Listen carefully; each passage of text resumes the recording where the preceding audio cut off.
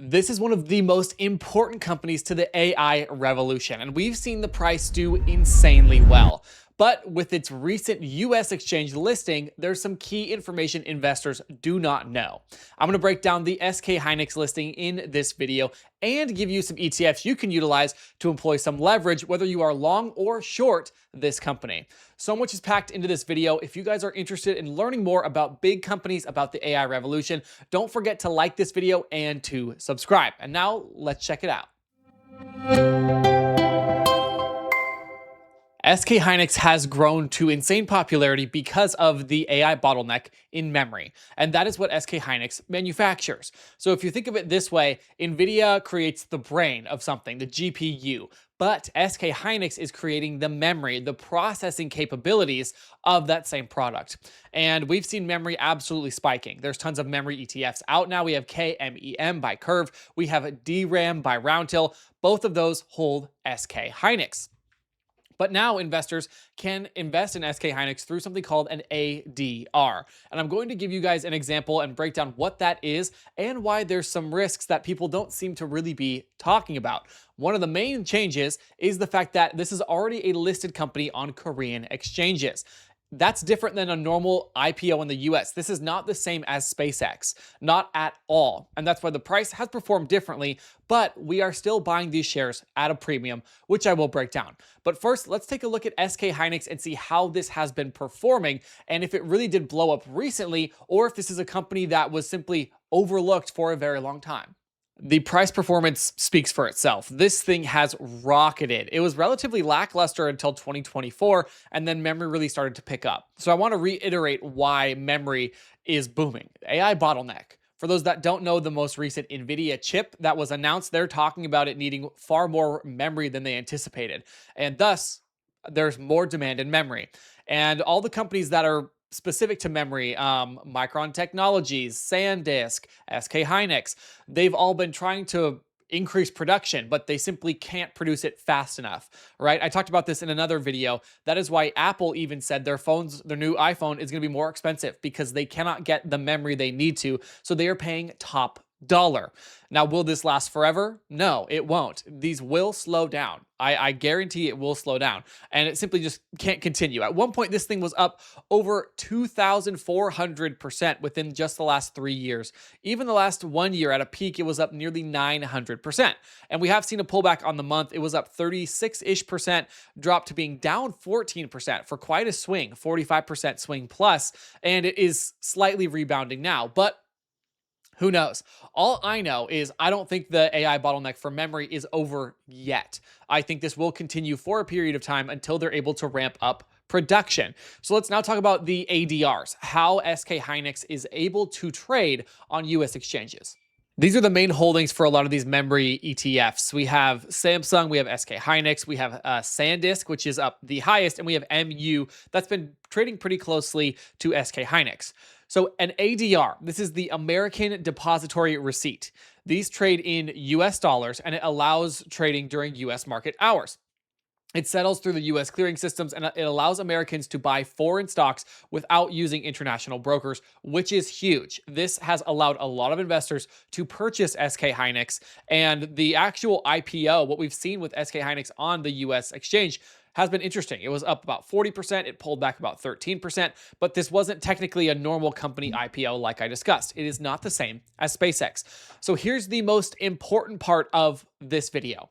The US shares are trading at a premium, around 30 to 50% higher than how they are trading for the Korean markets. And so what's going to happen is once the conversion is capable, it's not currently capable, but once the Korean markets are able to purchase their SK Hynix shares at a cheaper cost, they can convert it to ADRs, sell it, and net that profit. So we are paying more on the US exchange than they are on the Korean exchange. And once the conversion goes through, once everything is set up and they're able to convert, it will happen, I believe, July 29 is the date. We could see a pretty severe pullback with SK Hynix, or at least the US traded ADRs. And that's what investors need to know. Now, this stuff is tricky. I actually didn't understand a lot of it until looking into how SK Hynix is being tradable on US exchanges. But what that means is we could see a potential pullback. Now, there are also some bright sides to that. Korean exchanges and US exchanges trade at different times because we're, of course, in different time zones. So we could see SK Hynix run and the ADRs increase in value in comparison to the Korean shares because let's say NVIDIA has monstrous earnings, SanDisk, MU have great earnings, and it pulls up the sector as a whole. Maybe there's an insane need for memory. Who knows? Maybe Apple comes out and they need more memory. Same thing with NVIDIA. That could pump up the US versions and give us that premium before the markets actually open in Korea. And so it is really interesting how these different entities, these different exchanges work. But what I want everyone to understand is we could see a pretty crazy pullback on July 29th.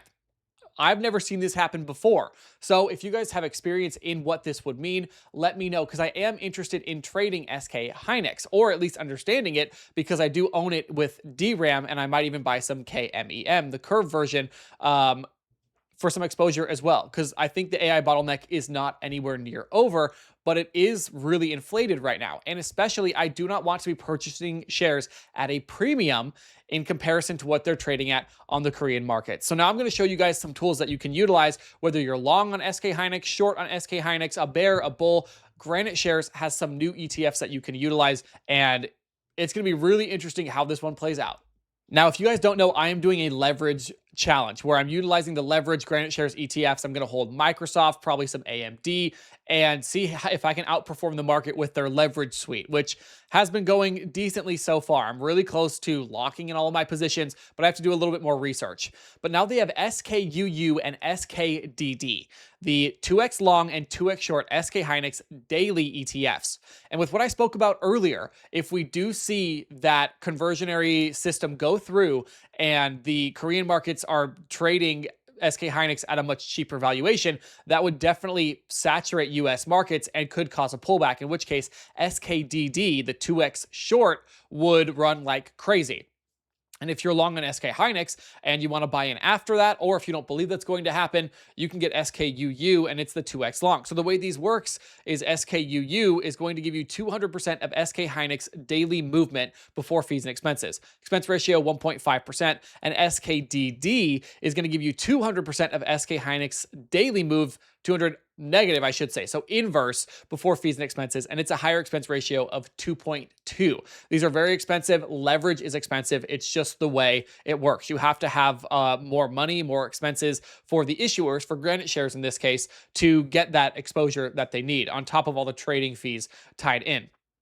So if you guys want me to throw SKUU or SKDD into my leverage portfolio, let me know. I'm probably going to do a couple $1,000s in there and just see what I can do with it. Of course, leverage does involve more risk. So understand that. And if you want to follow, subscribe, and like this video, you'll see more of that playlist coming very, very soon. So let me know your thoughts on SK Hynix. Are you guys long? Are we shorting it? What do you think about this whole conversion thing with the ADRs? Does that worry you? And if not, or if so, tell me why down in the comments below. I hope you guys enjoyed this video. If you did, you're going to like these that are popping up on your screen right now, including how much VU you need to survive. If you can survive off $50,000 in VU, and if it will replace your 9-to-5 job.